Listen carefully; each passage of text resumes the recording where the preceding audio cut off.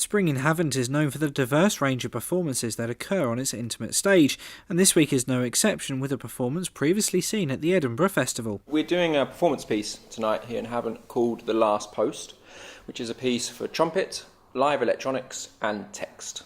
And it's inspired by a set of over about 140 letters written by my grandfather, Dennis Marshall, during the Second World War.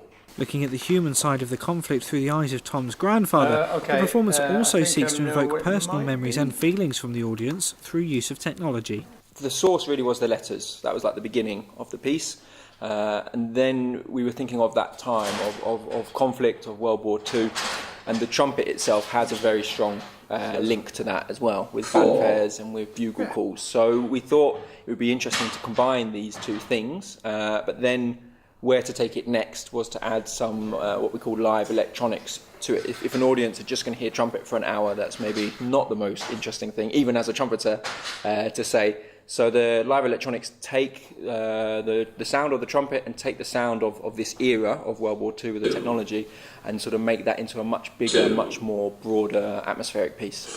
It's interesting reading the letters. He obviously says as much as he can, maybe I guess with censoring, about what's going on while he's serving this is in the North European campaign. But actually, the most important things to him, my grandfather, when he's writing these letters, is actually asking about silly things back home, about what my grandmother was doing, whether she's gone shopping today, or how he would love just to be home, just to have some dinner at the table, or so. And that was actually, whether that was a coping mechanism or just a way that is sort of where their focus was for everything, was to actually get back into the normality of life back home.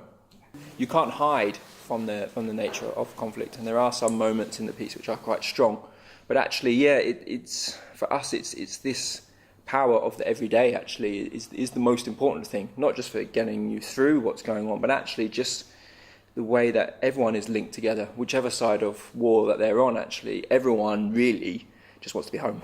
And wants to get back to family life and normal life, whatever that may be. During the process of creating the show, Tom has discovered much about his grandfather. Like, I knew he was quite a sort of studious sort of guy. He was an English teacher, but you see with these letters just the detail and the time that he had and energy that he put into them. Like, obviously, he's from a generation where maybe, more the stiff upper lip generation, so you wouldn't have maybe talked about feelings so much, especially when you get to know grandparents. But the way he writes these letters, they're so heartfelt to my grandmother, and he had only actually met her for 2 weeks before he started writing these letters, and then they continued for 18 months, these letters. So it was real, like, whirlwind romance. I think that was probably one of the most important things to learn from them, actually, is just how personal he was. So Dennis met Barbara, who would become my grandmother, while he was on leave in East Sussex, and they met at a village dance hall.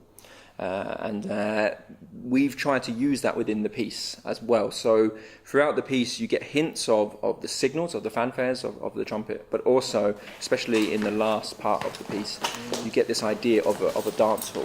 Alistair, our composer, has taken hints of 1940s dance band music and sort of reallocated them, some to the trumpet, some to the electronics, and to sort of bring us into that feeling of what was going on at the time when they met. There's hints of Morse code, hints of machinery, hints of warfare, but actually how you can very quickly change that atmosphere into a dance band and maybe reflect on what the soldiers might have been thinking, again, looking to long for home. And so, where's the performance going next? The next performance is TBC, so it could well be, we're working at the moment to take it to Sweden, actually, is probably the next step, which might be a little bit far for people from the south coast, but we'll be in touch for hopefully to bring it down, maybe to Brighton or somewhere else would be really nice. Bring it into East Sussex as well. Richard Stringer, That's TV.